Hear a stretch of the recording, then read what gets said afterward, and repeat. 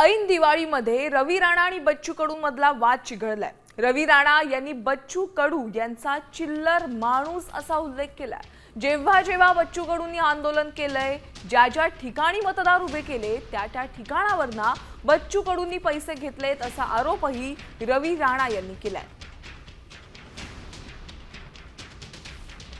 जो माणूस स्वतः चिल्लर आहे, स्वतः त्यांनी कुठल्याही प्रकारचं कर्तृत्व केलं नाही, तो आरोप करते महाराष्ट्रातल्या राजकीय नेत्यांवर। त्याचा एकच नारा आहे, बाप बडा ना भैया सबसे बडा रुपया। ज्या ज्या ठिकाणी जेव्हा जेव्हा त्यांनी आंदोलन केले, तोड्या केल्या, जेव्हा जेव्हा त्यांनी उमेदवार कुठे उभे केले तिथे 1000-500 जे उमेदवार त्यांचे मतं घेतले, त्या ठिकाणी दुसऱ्या उमेदवाराकडनं पैसे घेऊनच त्यांनी उमेदवार उभे केले। आता isakal.com आहे देशातील नंबर 1 ची मराठी न्यूज वेबसाईट। प्रत्येक अपडेटसाठी isakal.com ला नक्की भेट द्या।